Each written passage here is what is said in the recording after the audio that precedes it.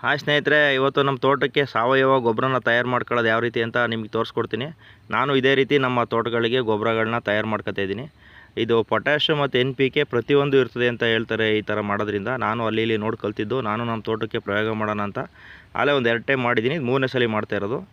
ನೋಡಿ, ಈಗ ಬಾಳೆದು ದಿಂಡು ಬರುತ್ತೆ, ದಿಂಡು ಮತ್ತು ಗೊನೆ ಬಂದಮೇಲೆ ಮುನ್ಗಡೆ ತುದಿ ಬರುತ್ತಲ್ಲ, ಅದೆಲ್ಲನೂ ಕಟ್ ಮಾಡಿ ಹಾಕ್ಕೊಂಡು ಅದರೊಳಗೆ ಸ್ವಲ್ಪ ಹೊಂಗೆ ಎಲೆ, ಬೇವಿನ ಎಲೆ ಮತ್ತು ಎಕ್ಕದ ಎಲೆ ಮತ್ತು ಗಂಜಲ ಮತ್ತು OWDC ಈ ಥರ ಏನೇನಿದೆ ಎಲ್ಲ ಹಾಕ್ಬಿಟ್ಟು ಅದರೊಳಗಡೆಗೆ ನೀಟಾಗಿ ಮಿಕ್ಸ್ ಮಾಡಿಬಿಟ್ಟು ಒಂದು 15 ದಿನ ಬಿಡ್ತೀನಿ.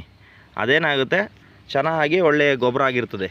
ಅದನ್ನ ಲಿಕ್ವಿಡ್ ಮುಖಾಂತರ ನೋಡಿ ಈ ಥರ ನನ್ನ ಬಾಳೆಗಳಿಗೆ, ನನ್ನ ತೋಟಕ್ಕೆ, ಇವಕ್ಕೆಲ್ಲ ಕೊಡ್ತಾ ಹೋಗ್ತೀನಿ. ಒಂದು 15 ದಿನಕ್ಕೊಂದ್ಸಲಿ ಕೊಡ್ತೀನಿ. ವೆಂಚುರಿ ಇದೆಯಲ್ಲ, ವೆಂಚುರಿ ಮುಖಾಂತರ ಜೆಟ್ಟಲ್ಲಿ ಕೊಡ್ತೀನಿ. ನೋಡಿ, ಇಲ್ಲೇ ತಯಾರು ಮಾಡಿರೋದು OWDC ಇದೆಲ್ಲ ಸೇರಿಸಿ ಕೊಡ್ತೀನಿ.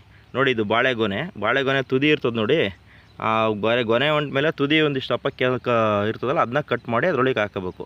ನೋಡಿ, ಇದು ನಮ್ಮ ತೋಟದ ಬಾಳೆಗೊನೆ ತುಂಬ ಚೆನ್ನಾಗಿ ಬರ್ತಾಯಿದೆ. ಅದೆಲ್ಲನೂ ಉಪಯೋಗಿಸಿ ಮಾಡ್ತಾ ಇರೋದ್ರಿಂದ. ಮತ್ತು ಇನ್ನೊಬ್ಬ ಹಸು ಇದೆಯಲ್ಲ ನಮ್ಮದು, ನೋಡಿ ಇದು ತೋಟ. ಈ ಥರ ವಿವಿಧ ಬೆಳೆಗಳಿಗೆ ವೆಂಚುರಿ ಮುಖಾಂತರ ಅದನ್ನ ನಾವು ಕೊಡ್ತೀವಿ. ಇದು ನಮ್ಮ ನೋಡಿ, ಇದು ಮಲೆನಾಡು ಗಿಡ್ಡ. ಇದೇ ಹಸುದ ಗಂಜಲನ ನಾವು ಉಪಯೋಗಿಸ್ತಾ ಇರೋದು ತೋಟಕ್ಕೆ ಗೊಬ್ಬರಗಳನ್ನ ತಯಾರು ಮಾಡ್ಕೊಳ್ಳೋಕ್ಕೆ. ತುಂಬ ಚೆನ್ನಾಗಿ ಬರ್ತಾಯಿದೆ. ನೀವು ಟ್ರೈ ಮಾಡಿ ಅಂತ ಹೇಳ್ತಾ ಈ ವಿಡಿಯೋನ ಮುಗಿಸ್ತಾ ಇದ್ದೀನಿ. ಎಲ್ರಿಗೂ ಒಳ್ಳೆಯದಾಗಲಿ. Thank you.